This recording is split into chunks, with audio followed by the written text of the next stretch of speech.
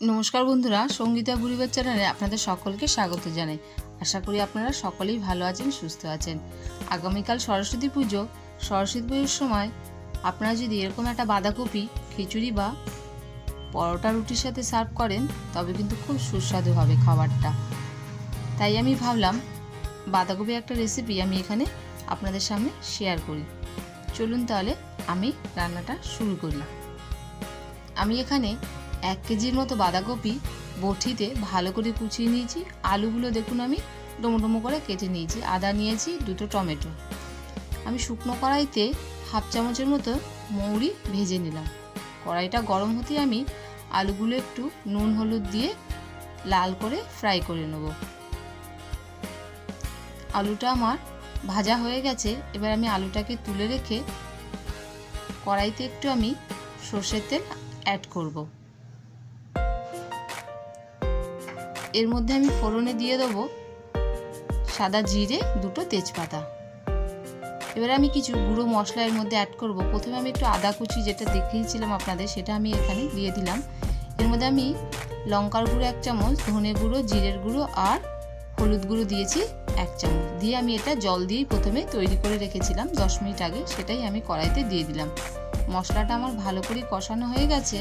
এবার আমি এর মধ্যে অ্যাড করব কুচিয়ে রাখা বাঁধাকপিগুলো কিন্তু আমি গরম জলে ভাপিয়ে নিইনি, ডাইরেক্ট আমি এটা ইউজ করছি। অল্প পরিমাণে কিছুটা দিয়ে মশলাটা আমি মাখিয়ে তারপর বাকি বাঁধাকপিটা এর মধ্যে আমি অ্যাড করে দেবো।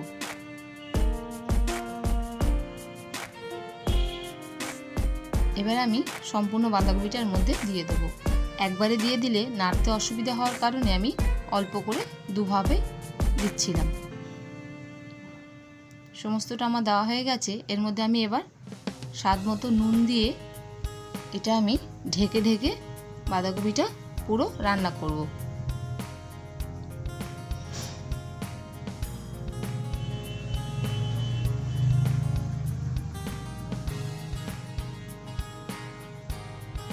আমার ভালো করে মাখানো হয়ে গেছে মশলাটা বাঁধাকপির গায়ে। এবার আমি ঢেকে দেবো। আঁচটাকে আমি কখনো বাড়াচ্ছি এবং কখনো কমাচ্ছি।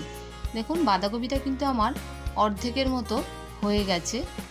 এর মধ্যে আমি এবার আলু আর কিছুটা কড়াইশুঁটি বেছে রেখেছিলাম 1/2 বাটির মতো, সেটা অ্যাড করে দেবো।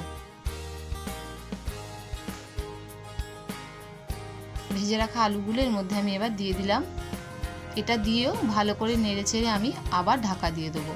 আমি এখানে ভেজে রাখা মৌরিটা সেটা আমি গুঁড়ো করে অ্যাড করে দিলাম।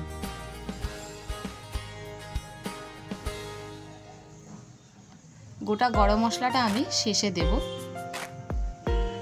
বাঁধাকপিটা কিন্তু আমার মোটামুটি হয়ে গেছে।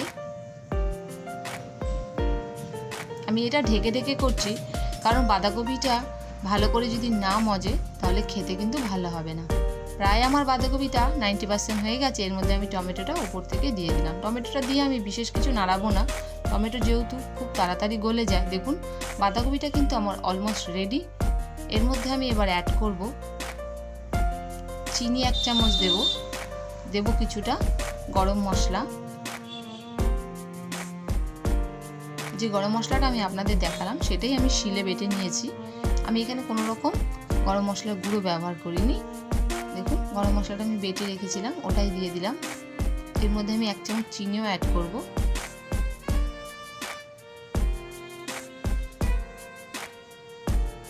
আর আমি এর মধ্যে দিয়ে দেবো 1 চামচের মতো ঘি।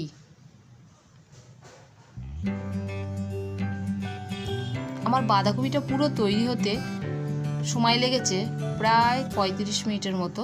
আমি বেশিরভাগই সময়টা আমি বাঁধাকপিটা কিন্তু ঢেকে ঢেকেই করেছি। দেখুন বাঁধাকপিটা কি সুন্দর কিন্তু মজে গেছে। এটা কিন্তু খিচুড়ি দিয়ে সার্ভ করলে কিন্তু খুব সুন্দর খেতে হবে। বাঁধাকপিটা খেতেও কিন্তু খুব সুস্বাদু হয়েছিল। এইভাবে যদি আপনার বাঁধাকপি রান্না করেন তাহলে কিন্তু স্বাদ হবে অতুলনীয়।